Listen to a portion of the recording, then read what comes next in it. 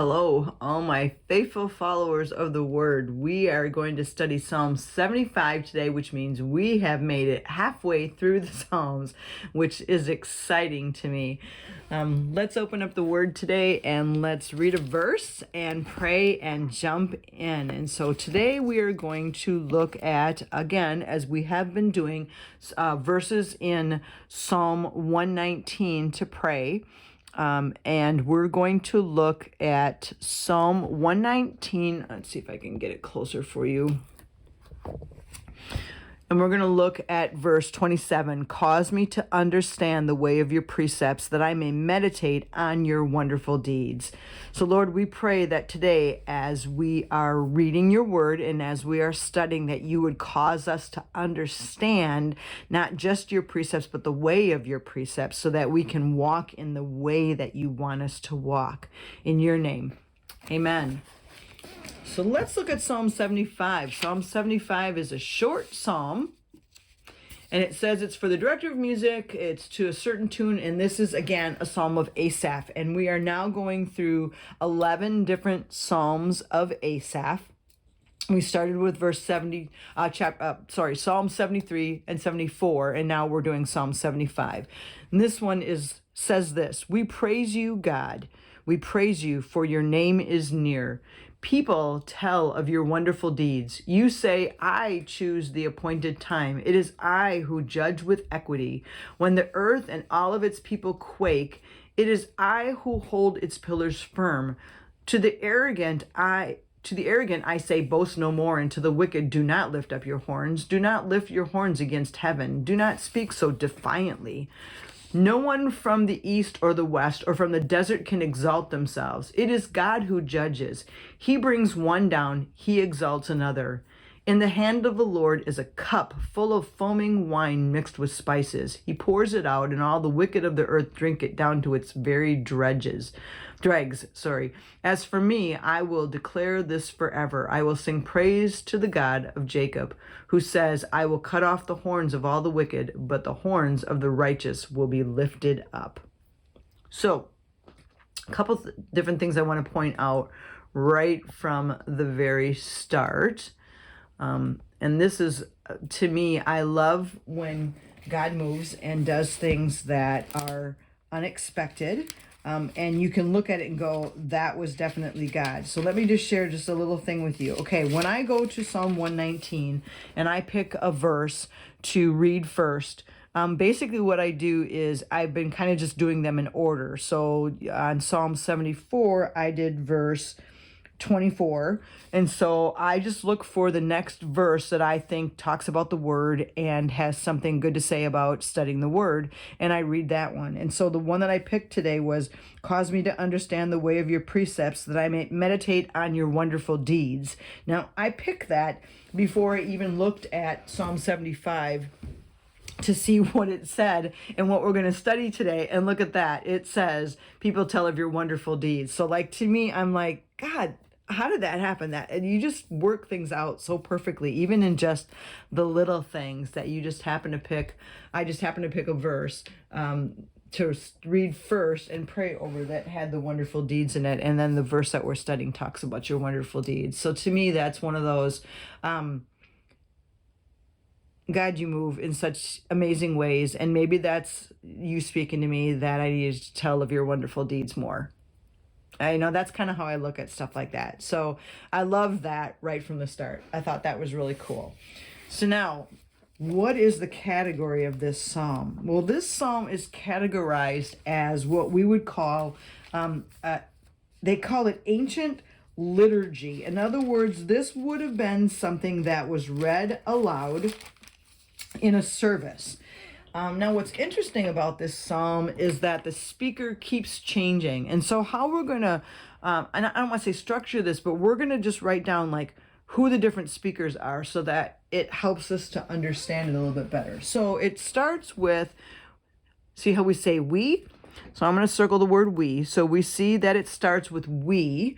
And so the first verse is the congregation speaking. So right here, verse 1, we praise you, God. So this is the congregation. So that's the first section. Then it says, you say, I choose the appointed time. It is I, when the people and all its earth, it is I who hold the tillage. To the arrogant I say.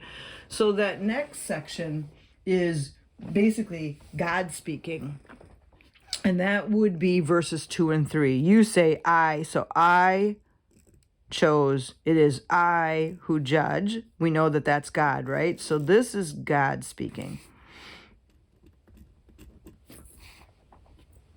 Okay?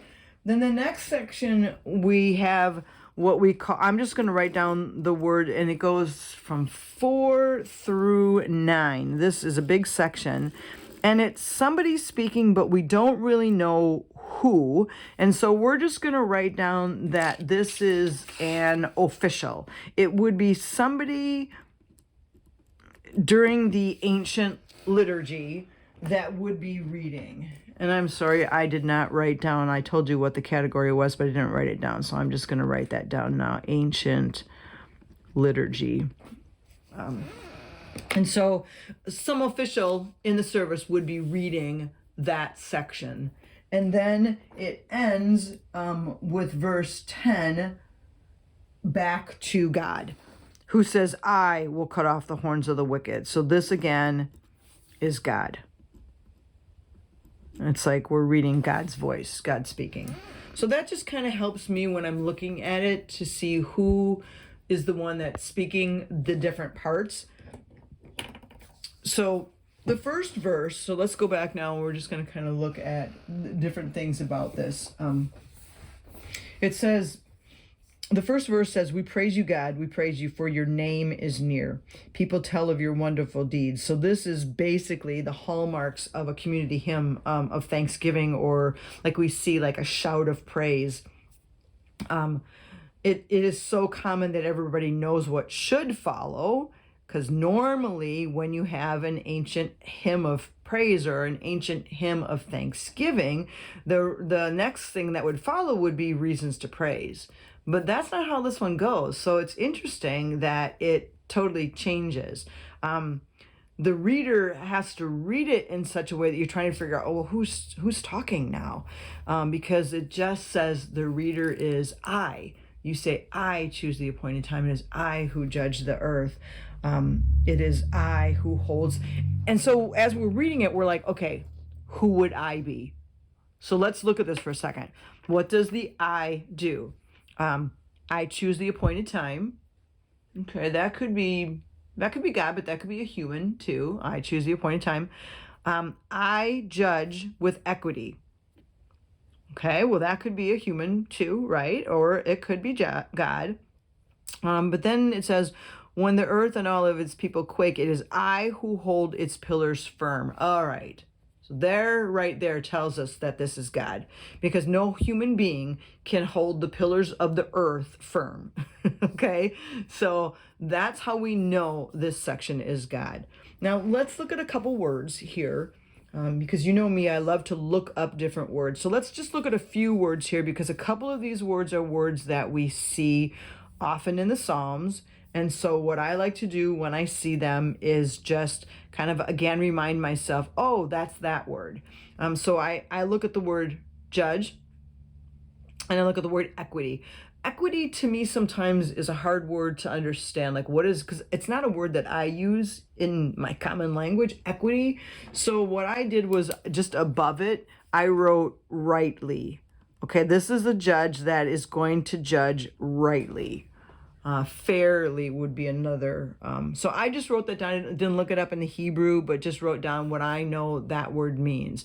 Now the word judge, I looked up, and that is the word shaphat. S-H-A-P-H-A-T, shaphat. And we have seen that word often when we've been studying the Psalms. It's shaphat, and it is derived from the word mishpat. So I'm going to write that down here. Derived from mishpat. And I'm going to put equals. And what does mishpat mean? Now, if you've been with me long enough, you know mishpat is restorative justice. So I'm going to write that down. Restorative justice, making things right.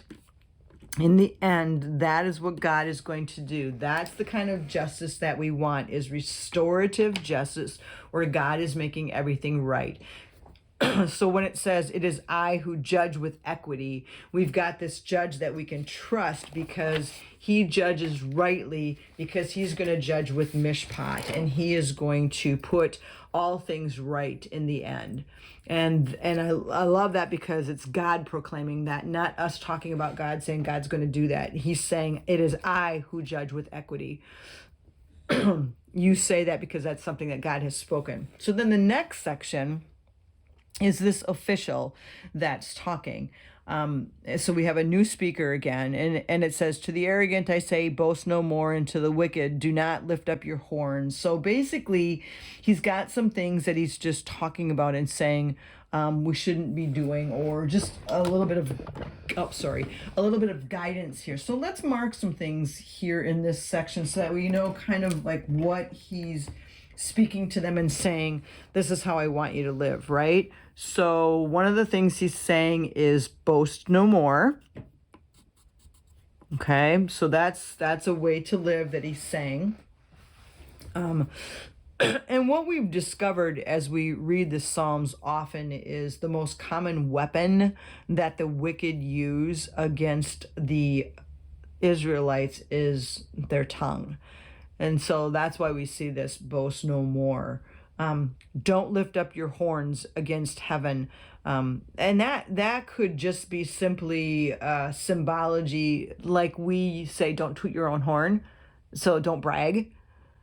A horn is often a symbol of power and dominion, or honor and strength. And so when we see the horns, it's like it's talking about the person and the authority and the dominion that they have. So that's something that I did write in my Bible, because that helps me when I read this again to understand that. So let's just write that down. Horns, a symbol of power, dominion, okay, honor and strength. So when we're talking about the horns, it's talking about like the person and the power and the authority that they have. So here he's saying, don't brag, don't bring that up and boast about how great you are, right? And really back to, don't boast because it's God that does the work and not you, right? Don't speak so defiantly is another thing he's telling them not to do. No one from the east or the west or from the desert can exalt themselves, because it's God who judges, and he brings one down and he exalts another. So he's basically saying, don't exalt yourself, because it's God that's going to exalt someone, not you. Okay, does that make sense? So I just kind of marked that because it's God who judges. He's the one that's going to bring down one. And then he's got this whole analogy here about, in the hand of the Lord is a cup full of foaming wine mixed with spices. He lifts it up, and all the wicked of the earth drink it down to its very dregs.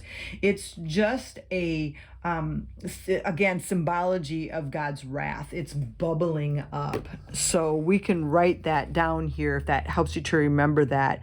God's wrath is bubbling up, and it is going to come out against the wicked. Okay, and then the psalmist is like proclaiming, right? As for me, verse 9, I will declare this forever. I will sing praise to the God of Jacob, who says, I will cut off the horns of all the wicked, but the horns of the righteous will be lifted up. And so it's like in that section, he's actually offering a different way of life. The wicked boast, but I'm going to sing praise to God. And so really, there are two ways to live, and both are going to meet God at the appointed time, right? One is going to praise, and one is going to come with wicked intent. So that makes me just kind of go, oh, okay, which one do I want to be, right? Do I want to be the one with wicked intent, or do I want to be the one that praises God? So here's the two. I can be this. I will sing praise to God. Or I can be the wicked. Those are my two choices.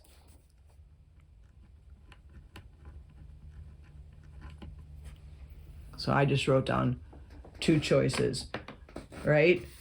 I can choose to be the one who praises, or I can choose to be the one with evil and wicked intent. The end results are quite different depending on which one you choose, right? He's going to cut off the horns of the wicked. So basically, your honor, your strength, your dominion, your power is going to be cut off if you're the wicked. But if you are the one who's singing his praises and you are the righteous, the horns of the righteous will be lifted up. So just an amazing psalm showing the difference between what happens to the wicked and what happens to the righteous. Just really a call to which one do I want to be? Do I want to be the one that's worshiping him and praising him and telling of all of his wonderful deeds? Or do I want to be the arrogant who are boasting in who I am? And I think even like not necessarily even looking and going, oh, the wicked do that, but just that being careful that I'm not boasting in my own power, that I'm not boasting in my own strength and what I can do, because it's not about me. It's about God, because he is the one who brings one down and he is the one that exalts another. So God, I pray that as we are reminded of this in this psalm, that our hearts and our minds would be set on you, that we would choose to be ones that honor your name, choose to be ones that praise you, that want to walk and talk about who you are and what you are doing, and not walk and talk about us, not being those that boast in how great we are, but always remembering that it is you that brings us up, you that exalts us, and you that are doing the work, and that it really is all about you. Amen. Well, thank you for joining me for this wonderful psalm, and thanks for hanging with me and making it through halfway through the psalms. We'll see you next time.